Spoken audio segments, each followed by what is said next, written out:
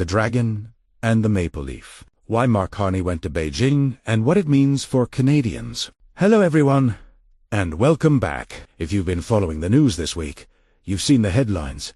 Prime Minister Mark Carney is in China. And if you're wondering, wait, didn't we have a massive diplomatic freeze with China? Or isn't the US our best friend? You are asking exactly the right questions. This week, we are breaking down one of the most high-stakes geopolitical gambles in recent Canadian history. We're going to look at why Mark Carney went to Beijing, what they are actually talking about behind closed doors, and, most importantly, how China is reacting to this new Canada. Here is the situation in plain English.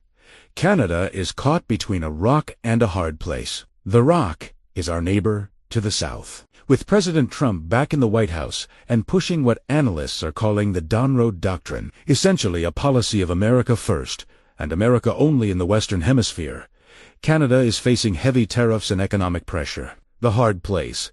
That's China, a superpower we've been at odds with for years over hostages, spy balloons, and interference. But this week, Mark Carney decided that the rock was getting a little too heavy. He flew to Beijing to attempt something his predecessors couldn't manage, a pragmatic reset. Let's dive into what's happening. 1.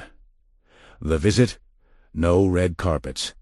Just business. First, let's talk about the vibe of the visit. If you remember Justin Trudeau's visit to China back in 2016, it was all about golden eras and heavy fanfare. Carney's visit is different. It is quieter. It is businesslike. The Chinese media reaction is fascinating. Instead of front-page celebrations, the coverage was cautious. State media outlets like Xinhua gave it modest attention, what some analysts called small potatoes compared to the past.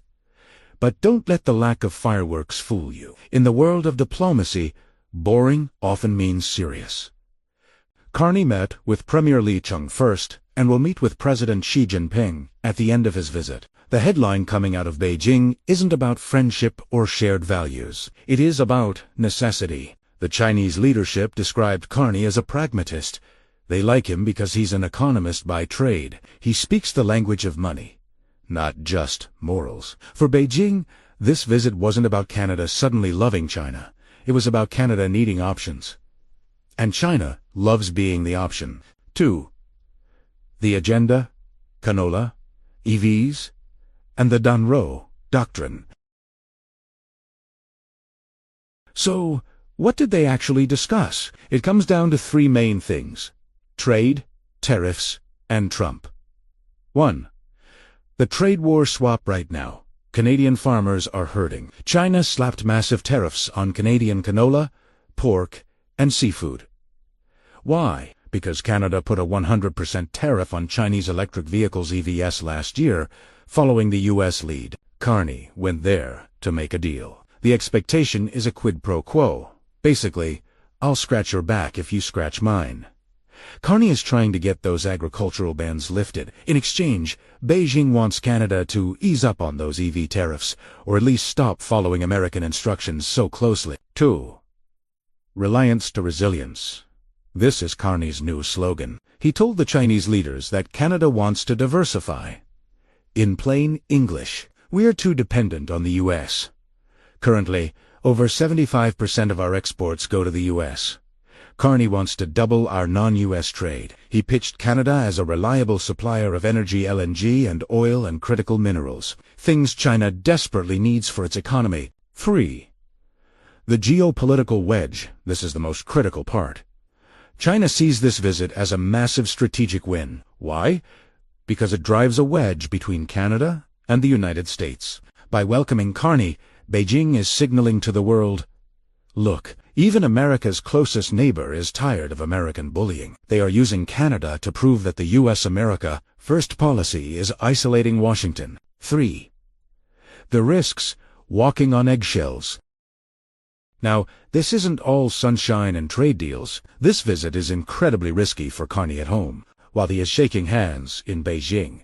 Critics back in Canada are screaming about foreign interference and human rights. Remember, we have had years of reports about Chinese interference in Canadian elections. Carney had to walk a very fine line. He reportedly raised these issues, bringing up the safety of Canadians and interference, but he did it behind closed doors. The Chinese reaction to this: they essentially brushed it off. Their official statements focused entirely on mutual respect and managing differences. Translation: we will trade with you, but don't lecture us. The danger for Carney is that if he comes back with nothing but empty promises, he looks weak. If he comes back with too much, he looks like he's selling out to a rival power just to spite the Americans. The verdict. So, what is the verdict? Mark Carney's visit to China looks like a move born out of desperation and calculation. It is a business trip in the coldest sense of the word. The Chinese reaction was welcoming but cynical. They see a Canada that is vulnerable and looking for a lifeline. They are happy to provide it, but it might come at a price. Expect to see some movement on canola and pork in the coming weeks.